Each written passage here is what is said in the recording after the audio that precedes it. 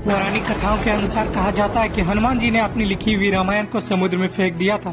दरअसल जब हनुमान जी ने कैलाश पर जाकर तपस्या की थी, इस दौरान वे रोजाना प्रभु श्री राम को याद करते और उनकी कथाओं को एक पत्थर पर नाखूनों से लिख देते थे।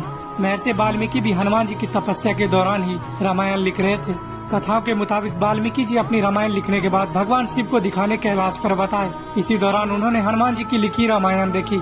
हनुमान जी की लिखी रामायण का एक एक छंद पढ़कर वाल्मीकि जी हैरान हो गए और उन्होंने कहा कि उनकी लिखी हुई रामायण हनुमान जी की रामायण के सामने कुछ भी नहीं है। इतना कहते ही उनकी आंखों में आंसू आ गए। उनकी आंखों में आंसू देखकर हनुमान जी बहुत दुखी हो गए और हनुमान जी ने वाल्मीकि जी की रामायण की बेहद सरल भाषा में लिखी हुई बताकर उनकी प्रशंसा की। वाल्मीकि जी की प्रशंसा करने के बाद हनुमान जी ने अपनी लिखी हुई रामायण को समुद्र में विसर्जित कर दी। अब हनुमान जी ने कहा, इस समाज का कल्याण तभी हो सकता जब समाज राम कथा को पढ़ सके। मेरी राम कथा से आसान संस्कृत वाल्मीकि के रामायण में लिखी हुई है। इसी कारण उनकी रामायण